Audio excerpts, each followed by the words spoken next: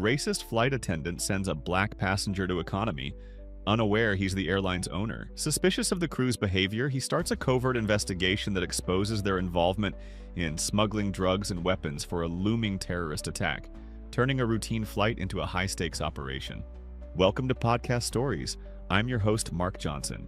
If you love your family and love to listen to interesting stories like this, subscribe to our channel.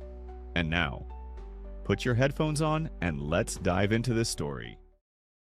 The first-class cabin buzzed with its usual pre-flight activity when Jamal Abdullah approached the entrance, carry-on bag in hand, his tailored suit and quiet demeanor marking him as a seasoned traveler. Karen Stevens, the lead flight attendant, intercepted him before he could reach his seat. Her plastic smile didn't reach her eyes as she examined his ticket with exaggerated scrutiny. "There seems to be a problem with your boarding pass, sir," Karen said, her tone clipped. "You'll need to move to economy class." She gestured toward the back of the plane, already turning away as if the matter was settled. Jamal could have easily revealed his identity as the airline's owner. Instead, he quietly observed as Karen's professional facade slipped when dealing with him while maintaining a warm demeanor with other passengers. He made his way to economy class, noting how she whispered to another flight attendant, both glancing in his direction. In economy, Jamal found himself seated next to Sarah Chen, a young mother struggling to settle her 5-year-old son. Tommy, the child, squirmed in his seat, but Sarah's attempts to calm him seemed mechanical. Her attention divided. Her eyes kept darting to the flight attendants moving through the cabin, her hands fidgeting with her son's seatbelt long after it was secure. "First time flying?" Jamal asked, trying to ease the tension. Sarah jumped slightly at his voice. "No, we fly often, actually. It's just," she trailed off, her attention caught by 2 flight attendants exchanging what appeared to be a small package during their routine cabin check. From across the aisle, a muscular man in his 40s leaned forward. "You've noticed it too." His voice was low, practiced in discretion. "Mike Reynolds." He introduced himself with a slight nod. "Former military. Something's off with this crew." Mike's trained eye had picked up on patterns. Flight attendants congregating in unusual locations, hand signals that seemed out of place for normal flight operations, and the way they tracked certain passengers' movements with too much interest. "They've been doing this since boarding started," Mike continued, keeping his voice casual while his eyes remained alert. "The way they're positioned throughout the cabin, it's tactical, not service-oriented." Jamal listened intently, his businessman's mind cataloging details. The flight attendants' behavior went beyond mere discrimination. Their movements appeared coordinated, their whispered conversations too frequent and furtive for standard pre-flight procedures. Sarah hugged Tommy closer, her earlier nervousness now making more sense. "I thought I was being paranoid," she whispered. "But the way they're watching certain passengers, how they're controlling access to different parts of the plane." The 3 passengers found themselves forming an unlikely alliance, bound by their shared observations and growing concern. Jamal's unfair treatment had led him to a vantage point where he could witness the crew's suspicious activities. Mike's military background provided expertise in identifying unusual patterns, while Sarah's maternal instincts had already picked up on the underlying tension. As the final boarding announcements echoed through the cabin, Jamal caught another exchange between Karen and her colleagues. Their gestures were subtle but deliberate, their expressions tense. Whatever was happening on this flight went far beyond poor customer service. It was something that could potentially put everyone on board at risk. The 3 passengers exchanged knowing looks, silently acknowledging that they couldn't ignore what they were witnessing. As the plane's doors closed and the cabin pressure began to change, they realized they were now sealed in with whatever operation was unfolding around them. As the plane reached cruising altitude, Jamal, Sarah, and Mike began their discreet investigation. They coordinated their movements to appear natural, Sarah walking Tommy to the bathroom, Mike stretching his legs as a veteran with circulation issues, and Jamal timing his requests for water to observe the crew's patterns. The flight attendants had divided the cabin into sectors, maintaining constant communication through subtle hand signals and whispered conversations near the galley. Jamal noticed how they used routine service tasks to mask their surveillance of specific areas of the plane. During one drink service, he watched two attendants exchange what looked like a keycard hidden inside a napkin. "Excuse me," Jamal called out to a younger flight attendant named David. "Could I get an extra blanket?" David's response was immediate and hostile. "Blankets are reserved for premium economy and above," he snapped. Despite the visible stack of blankets behind him, his hand twitched toward his pocket, and his eyes darted to Karen, who was watching the interaction from the galley. Returning to his seat, Jamal leaned slightly toward Sarah. "They're definitely protecting something. The way they're controlling access to basic services. It's not just discrimination, it's territorial." Sarah's hands trembled slightly as she adjusted Tommy's tablet. "I recognize the signs," she whispered, her voice tight with suppressed emotion. 2 years ago, my husband was a witness in a case against a drug trafficking ring. They came to our house one night." She paused, running her hand through Tommy's hair. "My husband didn't survive the attack." Mike shifted in his seat, his military training evident in how he positioned himself to watch both ends of the cabin while appearing to read a magazine. "That explains your instincts about this situation. You've seen this kind of operation before. The way they move, how they control territory. It's similar," Sarah confirmed. "After what happened to David, I learned everything I could about how these networks operate. The flight crews, the scheduled routes, the way they use regular passengers as unwitting cover." Jamal listened intently, his initial anger about the discrimination transforming into something more focused. "We need to document everything we see. Sarah, your experience could help us identify their patterns. Mike, your tactical knowledge could be crucial." They developed a system. Sarah would use Tommy's bathroom breaks as opportunities to observe the crew's movements near the lavatories, where several suspicious exchanges had occurred. Mike would time his leg stretches to map out the crew's rotation patterns. Jamal would continue attempting to engage with the crew, testing their reactions to draw out more suspicious behavior. During one such interaction, Karen's professional mask slipped completely. "Some passengers should learn to accept their assigned places," she hissed, her contempt barely concealed. The comment carried a double meaning that wasn't lost on Jamal. The systematic discrimination that had initially targeted him now appeared to be a convenient cover for something far more sinister. By forcing certain passengers into specific areas of the plane, the crew was controlling witness potential. Their prejudices served as a tool for their illegal operations, adding a layer of complexity to their scheme. Sarah recognized the tactic. "They're using social dynamics to hide in plain sight," she explained during a quiet moment. "Who's going to question a flight attendant enforcing class separations? It's perfect cover for controlling movement through the cabin." Mike nodded grimly. "In the military, we called it social camouflage, using existing prejudices and expectations to mask tactical movements." Their temporary alliance was solidifying into something stronger, driven by Sarah's personal stake in fighting organized crime, Mike's commitment to protection and service, and Jamal's determination to expose both the discrimination and the criminal enterprise it was hiding. As they pieced together their observations, the gravity of their situation became clear. They weren't just witnesses to casual discrimination or minor smuggling. They were watching a sophisticated operation that had infiltrated commercial aviation, using social prejudices as cover for something potentially far more dangerous.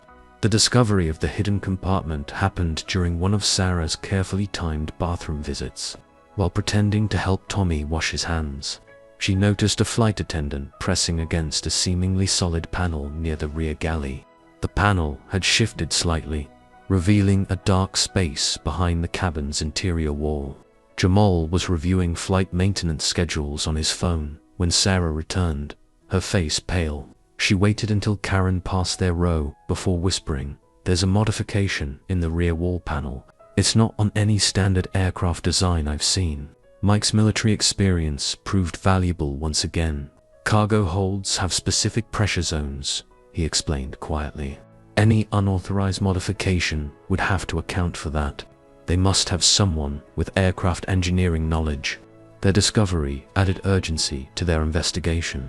The flight was scheduled to cross several international borders, and the implications of a hidden compartment were serious. Jamal calculated the space could hold millions in contraband, or worse. We need to get a closer look, Jamal decided.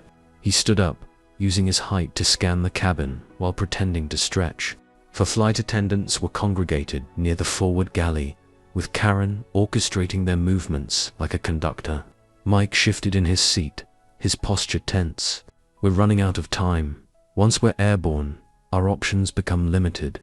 If they're using that compartment, they'll secure it before takeoff. The opportunity came when Tommy's tablet ran out of battery. Sarah walked him to the rear of the plane, where a charging station was located.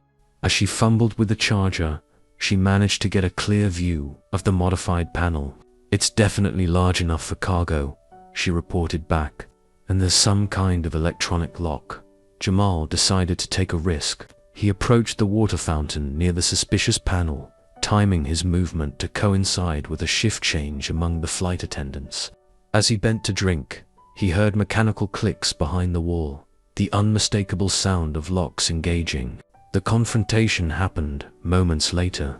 David, the hostile flight attendant from earlier, rounded the corner and found Jamal still at the water fountain. Their eyes met, and the pretense of normal airline service dropped completely. You're not very good at following instructions about staying in your assigned area, David said, his friendly flight attendant persona replaced by something harder, more threatening. Jamal straightened to his full height, refusing to be intimidated. And you're not very good at hiding your real operation. David stepped closer, his voice dropping to a whisper. Let me give you some advice. First class economy. These aren't just seating categories. They're about knowing your place. About understanding when to keep your head down and your mouth shut. Is that a threat? Jamal asked calmly, aware that Sarah and Mike were watching from their seats, ready to intervene. It's reality, David replied. The kind of reality that happens at 35,000 feet, where accidents can be very difficult to investigate. He glanced meaningfully at the emergency exit before walking away. Back at their seats, the group processed this escalation. He's scared, Mike observed. That kind of direct threat means we're close to something big. Sarah hugged Tommy closer. I've heard threats like that before, she said, her voice steady despite her obvious fear. They're not bluffing. Jamal pulled out his phone, quickly typing notes about the confrontation. They've revealed two things, he said. First, they're willing to resort to violence. Second, they're not professionals. At least not all of them. A professional wouldn't have made such an obvious threat. The plane's engines began their pre-flight sequence, the vibrations running through the cabin like a shiver. They had minutes, at most, before takeoff would limit their options for outside communication. Whatever they're transporting, Mike said, his military training evident in his tactical thinking, they're confident enough to threaten passengers. That means they either have serious backup waiting at the destination, or what's in that compartment is worth killing for, Sarah finished, her hand protectively covering Tommy's ears as he played his game, oblivious to the danger surrounding them. Jamal looked at his watch, then at the increasingly agitated movements of the flight crew. The time for subtle investigation was over. They needed a new strategy, one that would protect themselves and the other passengers while exposing the operation. But first, they had to survive takeoff. Jamal activated his phone's camera, while keeping it partially concealed behind the in-flight magazine. Years of business negotiations had taught him the value of appearing casual while gathering evidence. He switched the camera to burst mode, capturing the crew's suspicious movements in rapid sequences. Third attendant from the left, Mike murmured, pretending to help Tommy with his seatbelt. She's carrying something in her apron pocket. The shape suggests a keycard or electronic device. Jamal angled his phone slightly, capturing the bulge in the attendant's uniform. The photos weren't perfect, but they showed enough. The unnatural protrusion, the careful way she moved to avoid dislodging whatever she carried. Karen noticed their attention. She dispatched David to their section, ostensibly to check seatbelts before takeoff. David positioned himself in the jump seat facing their row, his presence a clear message of surveillance. "They're watching us now," Sarah whispered, her fingers drumming nervously on her armrest. "But they can't watch everyone." She pulled out Tommy's tablet, opening a gaming app. To anyone watching, she was a mother helping her child play. In reality, the tablet's front-facing camera was recording David's suspicious behavior. Jamal continued his documentation, methodically building evidence. His phone captured the irregular patterns of crew movements, the suspicious exchanges near the modified panel, the aggressive body language directed at particular passengers. Each image added to a damning collection of evidence. The crew's nervousness became increasingly evident. David's hands shook slightly as he performed routine safety checks. Karen's professional smile grew strained as she noticed Jamal's phone. Another attendant nearly dropped a tray when she saw Mike watching her. "Toilet time, Tommy," Sarah announced, loud enough for David to hear. As she stood, she deliberately dropped her purse, spilling its contents. While gathering her belongings, she managed to snap several clear photos of the hidden compartment's location. The trio met in the cramped airplane bathroom, keeping their voices low. The bathroom's fan provided cover for their whispered conversation, but they knew their time was limited. "I've got 15 clear photos of their exchanges," Jamal reported, showing his phone. The images revealed patterns. The same crew members making repeated trips to specific locations, objects being passed between them during routine service interactions. Mike examined the photos with a tactical eye. "Look at their positions during these exchanges. They're using passengers as shields, keeping their movements hidden from the cabin's security cameras." Sarah added her own evidence from the tablet. "Tommy's game has been recording everything in front of us. David's been signaling someone near the cockpit every 20 minutes. A sharp knock interrupted them. "Passengers must return to their seats immediately." Karen's voice carried through the door, her tone leaving no room for argument. They separated quickly, but not before Jamal copied all their evidence to each of their devices. If anything happened to one of them, the others would still have proof. Returning to their seats, they found the atmosphere had changed. The crew had dropped all pretense of normal service. David remained fixed in his jump seat, staring at them openly. Two other attendants positioned themselves strategically in the aisle, monitoring their every movement. "We need a new plan," Mike muttered, noting how the crew had effectively boxed them in. "They're not even trying to hide their surveillance anymore." Jamal nodded slightly, keeping his face neutral. "We need to get a message out before takeoff, but they're watching every move we make." Sarah hugged Tommy, using the gesture to hide her whispered response. "We need to get to the cockpit. The pilots might not be involved." The plane's engines roared louder as they approached takeoff time. Through the window, they could see ground crew finishing their final checks. Soon they would be airborne, trapped at 35,000 feet, with a crew that had already threatened them. Jamal looked at his phone's signal, still strong enough to send a message. They had minutes, at most, before takeoff would force them into airplane mode. The question was, how to send a warning without the crew noticing. They needed a plan that would work under constant surveillance, protect their evidence, and somehow alert authorities, all while ensuring the safety of everyone on board, including the other passengers who remained oblivious to the danger surrounding them. Time was running out, and the crew's increasingly aggressive posture suggested they knew exactly what their passengers had discovered.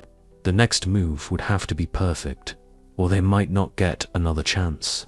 Sarah's discovery of the drugs happened during a moment of calculated chaos. Tommy had accidentally spilled his juice, creating a distraction that forced David to leave his surveillance post to help clean up. In the commotion, Sarah noticed a flight attendant's bag had tipped over near the galley, partially exposing a vacuum-sealed package. She didn't need her past experience with drug traffickers to recognize what she was seeing. The package's professional sealing, the distinctive compression pattern, and the way it was concealed within a false bottom of the bag told her everything. This wasn't a small smuggling operation. It was industrial-scale trafficking. Using Tommy's tablet as cover, she managed to capture a clear image of the package before the bag was hurriedly retrieved by a visibly panicked crew member. When she returned to her seat, her hands were trembling. White powder, vacuum-sealed, about 1 kilo. She whispered to Jamal and Mike, "There's probably more in that hidden compartment we found. Much more." Mike's expression darkened. That explains the level of organization and the willingness to threaten passengers. This isn't just a smuggling run. It's a major shipment. Jamal quickly calculated the implications. A transcontinental flight, modified compartments, compromised crew. They could be moving millions in product. The discovery raised the stakes dramatically. Drug traffickers were known for eliminating witnesses, and they were trapped in a metal tube with an entire crew of them. "We need to contact someone before takeoff," Mike insisted. "Once we're in the air, they'll have complete control of the cabin." Jamal pulled out his phone one last time, careful to keep it hidden behind the seat in front of him. "We can't just call 911. They'll dismiss it as a prank, and the crew will know immediately." Sarah, her experience with law enforcement kicking in, offered a solution. "We need to send an encrypted message. Something that will flag attention, but won't look suspicious if the crew intercepts it." Working quickly, they crafted their message. Jamal, using his knowledge of airline operations, included specific details that would validate their warning: flight number, tail number, crew identifications. Mike added military-style coordinates and timing details that would grab law enforcement attention. Sarah contributed details about the drugs she'd spotted, using terminology that would resonate with narcotics units. They encoded the message using a simple but effective method Mike remembered from his service days, embedding it within what appeared to be a routine customer service complaint about seating arrangements. "Airport security uses specific keywords to flag potential threats," Mike explained as they worked. "We need to hit those triggers without being obvious about it." The final message looked innocent enough to casual observation. "Customer service alert. Flight 2317 experience issues with crew behavior and cargo loading procedures. Observed non-standard compartment modifications near rear galley section. C. Senior crew member Karen, last name displaying suspicious handling of passenger manifests. Request immediate review of flight maintenance records and crew certification status. Priority level, time sensitive." They embedded coordinates, specific drug trafficking terminology, and security keywords throughout the text, making it appear like a standard passenger complaint, while ensuring it would trigger multiple security protocols. "We need to send this now," Jamal said, checking his watch. "Takeoff is in 7 minutes. The challenge was getting the message out without the crew noticing. They had positioned themselves strategically throughout the cabin, watching particularly for phone use. Sarah created their opportunity. She guided Tommy into another meltdown about his spilled juice, drawing the crew's attention. The distraction allowed Jamal to quickly send the message to multiple emergency contacts he had as the airline's owner, each one coded differently to ensure at least one would get through. "Message sent," he confirmed quietly, just as the captain announced final preparations for takeoff. The next few moments were tense as they waited for any sign their message had been received. The crew seemed increasingly agitated, checking their phones frequently and exchanging worried glances. Karen made one last pass through their section, her practiced smile now brittle with stress. "All electronic devices must be turned off now," she insisted, hovering until they complied. As the plane began to taxi, they could only hope their message had reached someone who would understand its true meaning. They had done everything possible to alert the authorities, but now they faced an even greater challenge: surviving the flight with a crew that knew they were onto them. The engines roared louder, and the plane began its journey down the runway. Whatever happened next would play out at 35,000 feet, with nowhere to run and no guarantee of help coming. Sarah's distraction plan was precisely timed. As the plane reached cruising altitude, she orchestrated a sequence of innocent-looking disruptions that divided the crew's attention. Tommy's request for snacks, followed by another bathroom emergency, forced the suspicious flight attendants to maintain their cover of normal service. "Mummy, I don't feel good," Tommy announced loudly, following their rehearsed script. Sarah made a show of searching through her bag for motion sickness medication, deliberately dropping items that rolled across the aisle. The performance created gaps in the crew's surveillance net, allowing Jamal and Mike to move their plan forward, while Karen and David were occupied with helping Sarah collect her scattered belongings. Jamal slipped away toward the back of the plane. Mike positioned himself in the aisle, his military bearing making him appear as just another passenger stretching his legs. But his position gave him clear sightlines to both ends of the cabin, allowing him to track crew movements and signal warnings to Jamal if needed. The message transmission had to be perfect. They had identified a brief window during which the plane's communication systems would be switching between ground stations, a moment when unauthorized transmissions might slip through unnoticed by the crew. Jamal reached the rear galley, ostensibly looking for a medicine kit.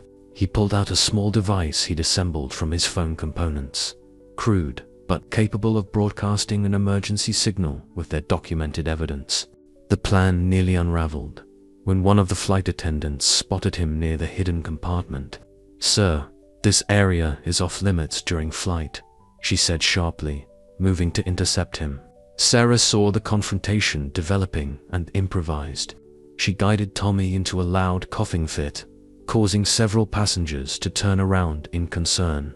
The commotion drew the attendant away just long enough for Jamal to complete the transmission, but their actions hadn't gone unnoticed.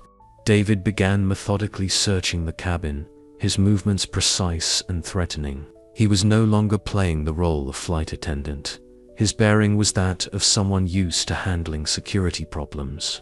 "They're looking for something specific," Mike muttered to Sarah as David passed their row for the third time. "They must know we sent a message." The crew's response was immediate and coordinated. Karen appeared at the front of the cabin, her voice sickly sweet as she announced, "Ladies and gentlemen, we're experiencing some minor technical difficulties. Please remain in your seats with your seatbelts fastened." The announcement was a cover, allowing the crew to position themselves strategically throughout the cabin. They were creating a containment zone around Jamal's seat, cutting off his access to both the front and rear of the plane. "They're isolating us," Mike observed, his military training recognizing the tactical maneuver. Classical containment strategy. Sarah clutched Tommy closer as David approached their row again, this time with clear purpose. His hand was inside his jacket, and the bulge suggested something more threatening than a safety pamphlet. "Sir," David addressed Jamal as he returned to his seat, "we need to discuss your unauthorized access to restricted areas of the aircraft." The tension in the cabin was palpable. Other passengers began to notice something was wrong, picking up on the crew's aggressive posturing and the confined spaces' growing hostility. Jamal met David's gaze steadily. "I was looking for air sickness medication," he replied calmly, loud enough for nearby passengers to hear. Perhaps if the crew wasn't so busy with their special cargo, they could assist passengers properly. David's face tightened at the deliberate emphasis on special cargo. He leaned closer, his voice dropping to a threatening whisper. "You have no idea what you're involving yourself in. For your own safety, and the safety of your friends, I suggest you forget what you think you've seen." The threat was clear, but it came too late. Jamal had already activated the emergency transmission sequence. Their evidence was broadcasting on multiple frequencies, reaching out to any law enforcement monitoring airline communications. Now they faced their most dangerous challenge: maintaining their cover and protecting themselves and the other passengers until help could arrive. The crew was watching their every move, looking for any excuse to take more direct action. The plane cruised onward through the darkness, its passengers largely unaware of the silent war being waged in their midst. For Jamal, Sarah, and Mike, every minute that passed was both a victory and a risk. They had successfully transmitted their evidence, but they had also revealed themselves to a crew that had everything to lose. The plane's cabin lights dimmed for night flight mode, creating shadows that made the crew's movements more ominous. Jamal used this atmospheric change to his advantage, quietly moving from row to row during David's brief absence, making strategic connections with key passengers. He started with a retired police officer he'd noticed earlier, recognizing him by the way he tracked the crew's movements.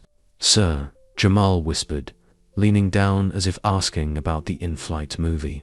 "We may have a situation that requires law enforcement experience." Next was an off-duty pilot in row 15, then a military serviceman near the emergency exit. Each conversation was brief, coded, but clear enough to establish a network of aware and capable passengers throughout the cabin. Sarah watched the crew's reaction to Jamal's movements. "They're getting nervous," she observed, noting how Karen's hands shook slightly as she passed out water. "They know something's happening, but they can't figure out what." Mike had positioned himself strategically in the aisle seat, using his military-trained peripheral vision to monitor both ends of the cabin. "3 of them are carrying something in their jackets," he reported quietly. "The way they're moving suggests weapon training. These aren't just drug mules, they're experienced operators."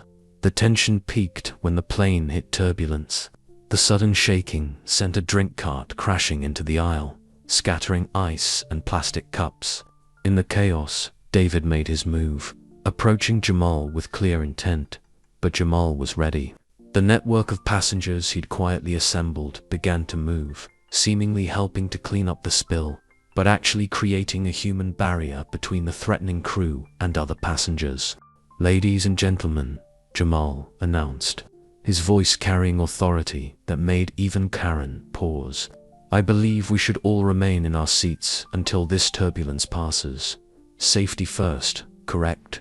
The statement was innocent enough to avoid panic, but firm enough to establish control. Several of the passengers he'd spoken to earlier nodded in agreement, some standing casually but purposefully in the aisles. Karen's face contorted with barely contained rage. She grabbed her phone, typing furiously, likely contacting whoever was waiting at their destination. The crew's careful plan was unraveling, and they knew it. Tommy, picking up on the tension, began to whimper. Sarah held him close, whispering comfort while maintaining eye contact with the flight attendant who kept reaching inside her jacket. "It's okay, baby," she soothed, though her words were meant for more than just Tommy. Sometimes the scariest part of a flight is right before we land safely. The cabin pressure seemed to increase as the crew realized they were losing control of the situation. They had planned for individual troublemakers, not an organized resistance. Their training hadn't prepared them for passengers who understood tactical positioning and crowd psychology. "They'll have to make a decision soon," Mike muttered, noting how the crew members were congregating near the front galley. "Either they back down and try to bluff their way to landing, or they get desperate," Jamal finished, watching David's increasingly agitated movements. "We need to be ready for either scenario." The intercom crackled to life. "Ladies and gentlemen, due to weather conditions at our destination, we may need to divert to an alternate airport. Please remain seated while we assess the situation." It was a lie, obviously. The weather radar visible on several passengers' seatback screens showed clear skies ahead. The announcement was meant to buy time, but for what? Jamal checked his watch. They'd been in the air for 3 hours. His message had to have reached someone by now. The question was whether help would be waiting at their intended destination, or if they needed to survive a potential diversion to somewhere more dangerous. "Keep the passengers calm," he instructed the off-duty pilot quietly. "If they try to change course, We need everyone cooperative but alert. The crew's next move would reveal everything. Whether they would risk violence in a crowded cabin or try to salvage their operation through deception. Either way, Jamal and his unlikely allies had transformed from victims to defenders, responsible not just for exposing the truth, but for protecting everyone on board. As the plane continued its journey through the darkened sky, the cabin had become a battleground of wills. The crew's professional facade was cracking, revealing the desperate criminals beneath, while the passengers were unknowingly being drawn into a confrontation that would determine all their fates. The first sign that their message had reached authorities came through the plane's Wi-Fi system. Brief bursts of connectivity revealed law enforcement chatter on emergency frequencies that Mike recognized from his military days. They were being tracked, multiple jurisdictions coordinating, Mike whispered, showing Jamal his phone screen. They're positioning units at every possible landing site within our fuel range. The crew's body language changed as their own communications clearly indicated something was wrong. Karen's face went pale as she read a message on her phone, and David's practiced calm cracked completely. "They know," Sarah observed, watching Karen rush to the front galley for an intense whispered conversation with other crew members. Their ground support must have detected the police activity. Jamal decided it was time to act. He had gathered enough evidence, built a network of allied passengers, and confirmed law enforcement involvement. Now he needed to prevent the crew from taking desperate measures. Standing up slowly, he straightened his suit jacket and walked purposefully toward the front of the plane. The movement caught David's attention immediately. "Sir, return to your seat," David ordered, moving to intercept him. His hand slipped inside his jacket again, but this time Jamal noticed several passengers tensing, ready to respond if a weapon appeared. "I think it's time we dropped the pretense," Jamal announced, his voice carrying through the cabin. "Your ground support has been compromised. Law enforcement is tracking this flight, and every possible landing site is being monitored." The statement hit like a thunderbolt. Karen's professional mask shattered completely as she realized their operation was exposed. Other crew members froze in their positions, unsure whether to maintain their cover or respond to the threat.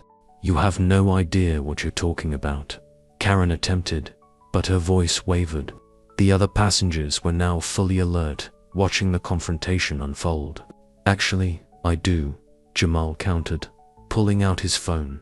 "I have documented evidence of your smuggling operation, photos of the hidden compartment, videos of your drug transfers, and records of your threats against passengers."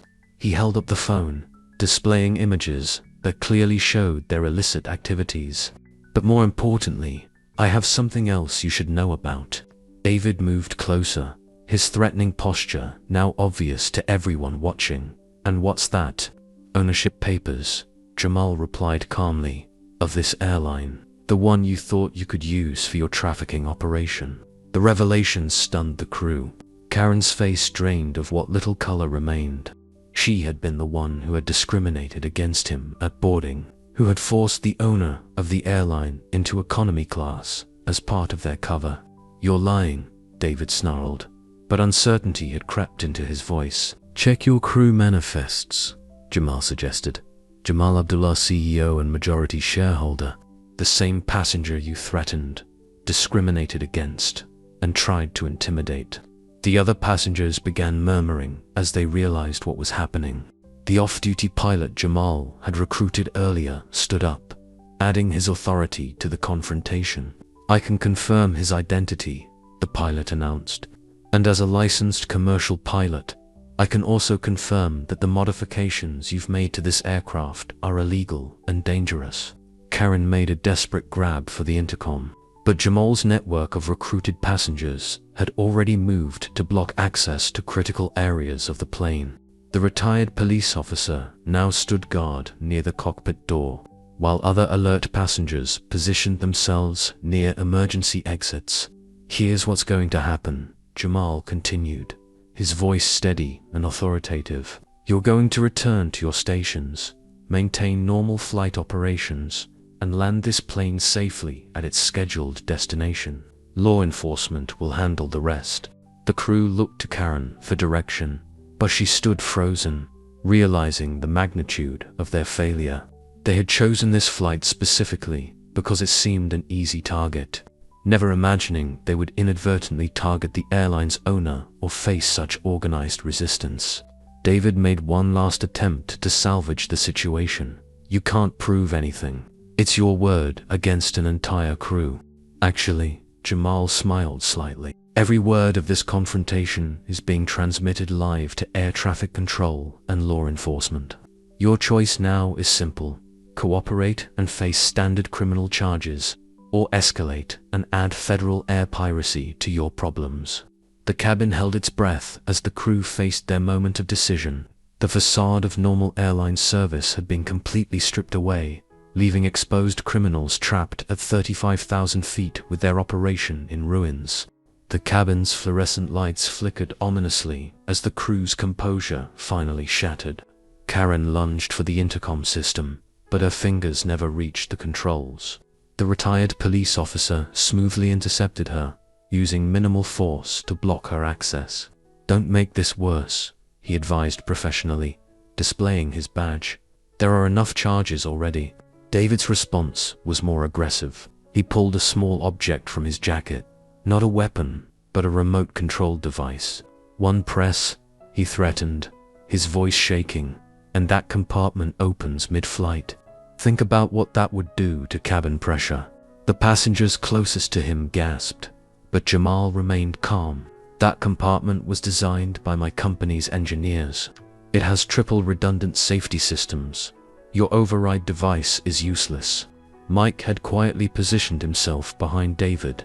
"The device is also broadcasting its signal," he added. "Every transmission is being logged by air traffic control. Want to add attempted mass murder to your charges?" Throughout the cabin, passengers began to stand. The truth of the situation had become clear, and the natural human instinct to protect each other took over. A businessman in first class blocked another crew member's path to the front storage areas. A group of college students formed a barrier between the crew and the rear exit. Sarah held Tommy close, but her voice carried clearly as she addressed the other passengers. 2 years ago, I lost my husband to people like this. Criminals who think their profits are worth more than human lives. Not this time." The solidarity of the passengers seemed to break something in Karen. Her practiced superiority crumbled into panic. "You don't understand," she pleaded. "They have our families. We didn't have a choice." "There's always a choice," Jamal replied firmly. "And right now, you need to make another one. Help us land this plane safely, or face the consequences of further resistance." The lights flickered again, more violently this time. David took advantage of the momentary darkness to shove past Mike, rushing toward the rear galley. But he had forgotten about the off-duty pilot, who smoothly trapped his arm in a practiced hold. 20 years of handling unruly passengers, the pilot explained calmly, maintaining the hold. Though usually they've just had too much to drink. Through the windows, passengers could see the first signs of their approach to their destination. The plane had begun its initial descent, the cabin pressure changing subtly. Every minor turbulence caused people to grab their armrests, the tension making normal flight movements seem threatening. Karen made one last desperate attempt to regain control. "Ladies and gentlemen," she announced, trying to sound authoritative despite her obvious distress, "please return to your seats. This is just a security exercise." Her words were cut off by laughter, nervous at first, then determined. A grandmother in row 12 spoke up. "Honey, we may be passengers, but we're not stupid." The unity of the passengers had transformed the cabin, where the crew had once ruled through authority and intimidation. They now found themselves surrounded by a community that had come together in the face of danger. Jamal moved through the cabin, checking on passengers, ensuring everyone was secure for landing. The crew members, seeing their options disappear, slowly surrendered to the inevitable. One by one, they sat in their jump seats, under the watchful eyes of the passengers they had tried to deceive. Sarah's son Tommy, who had been remarkably brave throughout the ordeal, finally asked the question everyone was thinking. "Mummy, are the bad people going to hurt us?" Sarah hugged him tighter, meeting Jamal's eyes across the aisle. "No, sweetheart, not this time. This time, the good people are winning." The plane continued its descent, the lights of their destination city becoming visible through the windows. But the real illumination had happened inside the cabin, where darkness had been exposed, prejudice had been overcome, and strangers had united to protect each other. As they began final approach, the passengers maintained their vigilance. The crew sat in defeated silence, their elaborate operation dismantled by the very people they had underestimated. The plane carried not just its physical cargo, but the weight of justice about to be served. As the plane made its final approach, the cabin lights flickered one last time, then stabilized to reveal a scene none of the passengers had expected. One of the junior flight attendants, Maria, who had remained quietly in the background throughout the confrontation, stepped forward and pulled out a badge. "Federal Air Marshal," she announced clearly. Her demeanor transformed from timid crew member to confident law enforcement officer. "I've been investigating this operation for 6 months. Mr.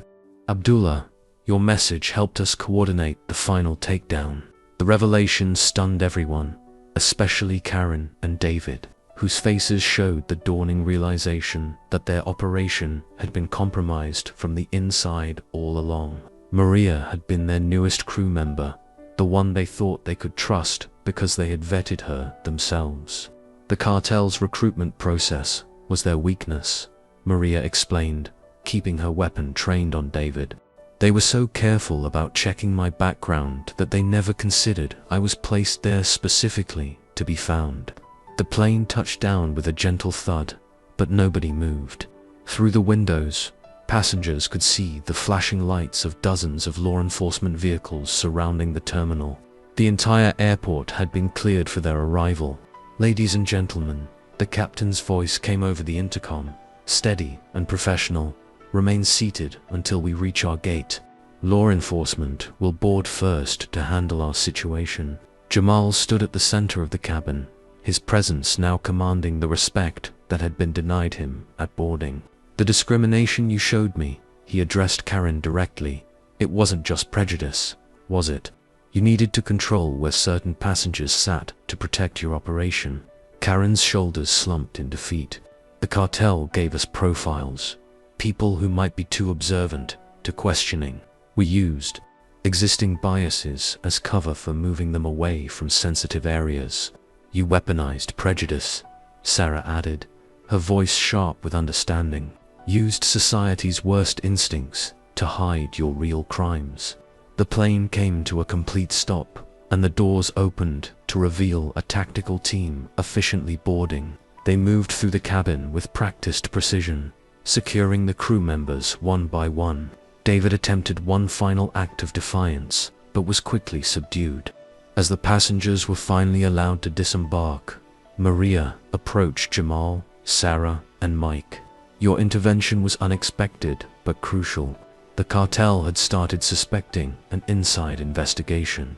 Your amateur sleuthing actually helped convince them to continue with this shipment." The terminal was a flurry of activity. Law enforcement processing crew members, drug dogs searching the plane, and investigators documenting everything. Tommy watched with wide eyes as the hidden compartment was opened, revealing not just drugs, but weapons and forged documents, evidence of an operation far larger than anyone had suspected. Jamal gathered his unlikely allies together one last time. This wasn't just about stopping criminals, he reflected.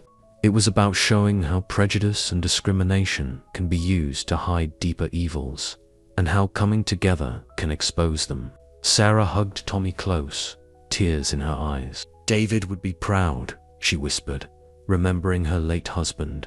"His death wasn't in vain if it helped stop this." Mike surveyed the scene with professional appreciation. Civilian intervention, undercover operations, and corporate oversight all working together. This is how it's supposed to work. The aftermath brought sweeping changes. Jamal implemented new airline policies, specifically targeting discrimination and improving security protocols. Sarah was offered a position in airline security, her experience with both sides of law enforcement proving invaluable. Mike helped develop new training programs for flight crews, teaching them to spot real threats while avoiding biased profiling. Maria's final report revealed the full scope of the operation, a multinational cartel using commercial airlines across multiple countries, exploiting social prejudices to hide their activities. The investigation led to hundreds of arrests and the disruption of major trafficking routes. As the last of the crew was led away, Karen turned back to Jamal. "We chose you because we thought your race would make others less likely to believe you," she admitted. "We never imagined that same prejudice would lead to our exposure." "That's the thing about discrimination," Jamal replied, watching as Tommy excitedly showed his mother an official police badge sticker an officer had given him. "It blinds you to the humanity of others. And humanity, when it comes together, is stronger than any criminal enterprise." The next day's headlines would talk about drug busts and arrests. But for those who had been on the flight, the real story was about something more fundamental. How strangers from different walks of life had united against both crime and prejudice, proving that the real power of humanity lies not in our differences, but in our ability to rise above them.